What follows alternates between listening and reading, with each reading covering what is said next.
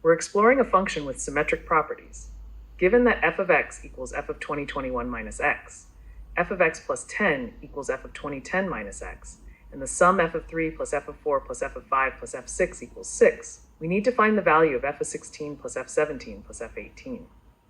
Let's analyze the first property. F of x equals f of 2021 minus x. This means the function is symmetric about the point x equals 110.5, which is half of 2021. If we place points symmetrically around this value, the function will have the same value at both points. Now let's examine the second property. F of x plus 10 equals f of 2010's x.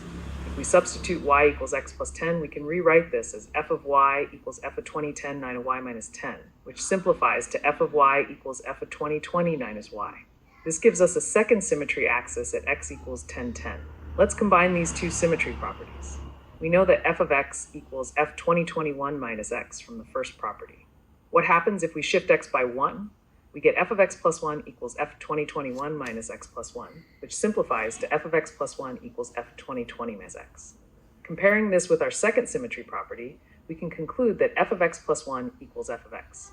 This means the function repeats every 1 unit. It has period 1. Since f of x plus 1 equals f of x for all x, the function repeats exactly every 1 unit. For a continuous function, this means f of x must be constant. In other words, f of x equals some constant value c for all values of x. Now we need to find the specific value of this constant. Using the given constraint that f of 3 plus f4 plus f of 5 plus f of 6 equals 6, we can substitute f of x equals c. This gives us 4c equals 6, so c equals 3 halves or 1.5.